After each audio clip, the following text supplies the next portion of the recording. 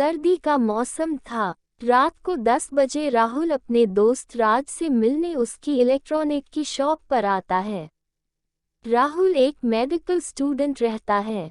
वो रात को फ्री होने के बाद रोज अपने दोस्त राज से मिलने आता है। आज भी वो अपने फ्रेंड के साथ शॉप पर कॉफी का मजा ले रहा था कि अचानक उसकी नज़र सामने बने घर की खिड़की पर पड़ती है। सामने के घर में एक बहुत ही सुंदर लड़की अपनी खिड़की पर खड़े होकर बाहर का नज़ारा ले रही थी। उसका नाम खुशी था। राहुल को उसे देखते ही जैसे पहली नज़र में प्यार हो जाता है। वो उसे प्यार भरी नज़रों से देख ही रहा था कि अचानक खुशी की नज़र राहुल पर पड़ती है। दोनों की नज़रें एक दूसरे से मिलती हैं तो दोनों अपनी नज़रें हटा लेते हैं। खुशी खिड़की बंद करके अंदर चली जाती है। राहुल राज से उस लड़की के बारे में पूछता है कि वो कौन है, क्या करती है, सब कुछ।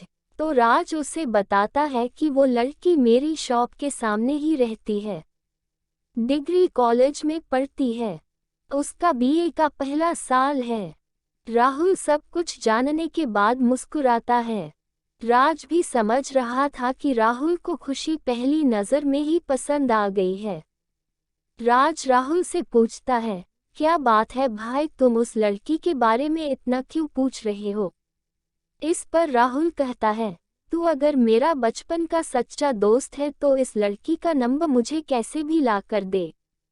राज कहता है, ओए भाई, वो लड़की है कोई आइसक्रीम की दुकान नहीं जहां से मैं तुझे आइसक्रीम लाकर दे दूं। पहले तू उसे इशारों में पटा तो सही। अगर उधर से भी कोई इशारा आता है तो मैं समझ जाऊंगा कि वो भी तुझे पसंद करने लगी है। फिर मैं उससे नंबर लेकर तुझे दे दूंगा। राहुल कहता है कि ठीक है। अब तो राहुल का रोज शॉप पर आना जाना होने लगा।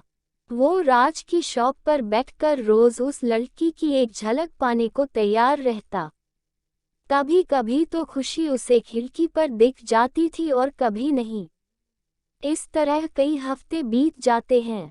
अब खुशी को शक होने लगा था कि राहुल उसको देखने के लिए सामने बैठा रहता है।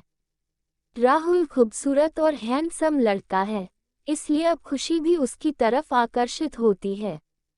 एक दिन राहुल रोज की तरह शॉप पर बैठकर कॉफी पी रहा था कि तभी खुशी खिड़की पर आती है। राहुल की नज़र खुशी पर पड़ती है तो खुशी उसे देखकर मुस्कुरा देती है।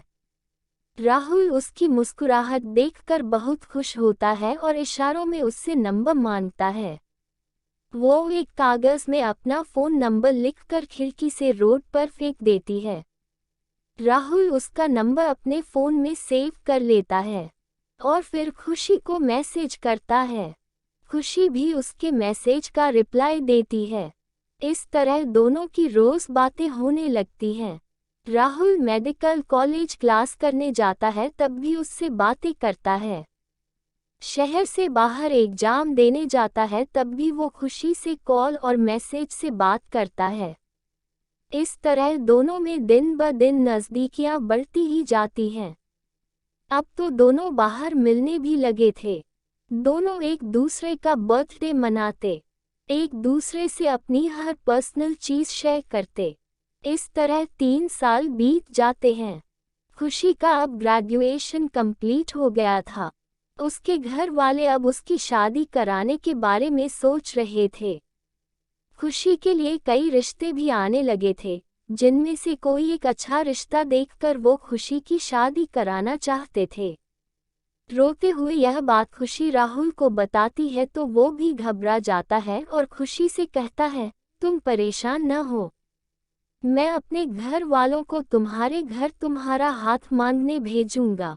राहुल अपने घर में अपनी मम्मी से इस बारे में बात करता है तो उसकी मम्मी फौरन मना कर देती है और कहती है कि तुम्हारे पापा इस शादी के लिए कभी नहीं मानेंगे।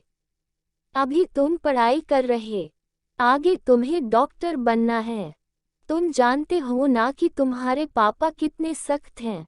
वो मेरी और तुम्हारी जान ले लेंगे, लेकिन कभी भी इस रिश्ते के लिए हाँ नहीं बोलेंगे। क्योंकि वो लव मैरिज के खिलाफ है और अभी तुम्हें डॉक्टर भी बनना है। राहुल अपनी मम्मी के सामने रोता है, गिड़गिड़ाता है, लेकिन उसकी मम्मी मजबूर रहती है, वो कुछ नहीं कर सकती। हार मानकर राहुल खुशी से यह बात बताता है तो वो जैसे टूट सी जाती है। खुशी राहुल से अपने प्यार की भीख मांगती है, पर राहुल मजबूर रहता है और खुशी से कहता है कि तुम मुझे भूल जाओ। खुशी डिप्रेशन में आ जाती है। फिर कुछ दिन बाद उसके घर वाले उसकी शादी फिक्स कर देते हैं।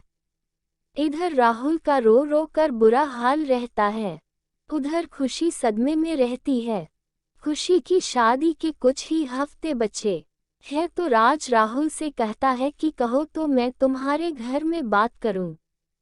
राहुल कहता है, ठीक है, तुम कोशिश करके देख लो। राज दूसरे दिन राहुल के घर जाकर उसकी मम्मी को समझाता है, लेकिन उसकी मम्मी नहीं मानती। राज कहता है कि आंटी आप मान जाए, मैं अंकल से भी बात कर लूँगा। लेकिन राहुल की मम्मी कहती है कि अच्छा होगा राज की इस बात को यहीं पर दबा दो। बाहर निकलेगी तो बदनामी और जिल्लत के अलावा कुछ हासिल नहीं होगा। कभी कभी कुछ चीज़ों का अधूरा रहना ही किस्मत में लिखा होता है। इसलिए मेरी मानो और चुपचाप यहाँ से चले जाओ। राज वहाँ से वापस चला आता है और फिर रात में राहुल उसकी शॉप पर जाता है। राहुल बेहद अफसोस में रहता है। राज उसे समझाता है कि तुम खुशी को भूल जाओ, लेकिन ये चीज़ जैसे उसकी जान निकाल रही थी। उधर खुशी भी बहुत सदमे में रहती है और राहुल की कॉल का इंतजार करती है कि कब वो उससे कहेगा कि मैं तुम्हें अपने साथ ले जाऊंगा। लेकिन ऐसा कुछ नहीं होता। राज खुशी को कॉल लगाता है और राहुल भलाई के लिए राहुल से कहता है कि तुम उसे बता दो कि तुम उससे शादी नहीं कर सकते। तुम्हारे घर वाले इसके लिए राजी नहीं हैं। राहुल रोते हुए खुशी को आखिरी अलविदा कहता है। खुशी भी एकदम टूट सी जाती है। कुछ टाइम के बाद खुशी की शादी हो जाती है। धीरे धीरे वो अपनी शादीशुदा लाइफ में बिजी होने लगती है। खुशी का पति उसको बहुत चाहता है, इसलिए वो अब धीरे धीरे राहुल को भी भूलने लगती है। फिर उसके 2 बच्चे हो जाते हैं। इधर राहुल खुद को जैसे तैसे संभालता है और डॉक्टर बनने की तैयारी करता है। लेकिन खुशी की यादें आज भी उसके जहन से नहीं जाती। वो अब सैड रहने लगता है। कभी कभी उसका सामना खुशी से हो जाता है तो उसके जख्म और ताज़ा हो जाते हैं। कई साल ऐसे ही गुजर जाते हैं। फिर राहुल एक सक्सेसफुल डॉक्टर बन जाता है और लोगों का ट्रीटमेंट करने लगता है। वो हॉस्पिटल भी संभालता है और खुद का क्लिनिक भी। इस तरह वो अब खुशी को भूल जाता है। हॉस्पिटल में उसकी दोस्ती एक डॉक्टर से हो जाती है, जो उससे बहुत प्यार करती है। वो राहुल को शादी के लिए प्रपोज करती है तो राहुल भी अपनी दोस्त से शादी करने के लिए मान जाता है। वक्त के साथ राहुल के घर वालों की भी सोच बदलती है और वो खुशी खुशी उस डॉक्टर लड़की से राहुल की शादी करा देते हैं। इस तरह राहुल भी अपनी मैरिड लाइफ में खुश रहने लगता है। दोस्तों, इस कहानी से हमें ये सीख मिलती है कि जिंदगी किसी के लिए नहीं रुकती।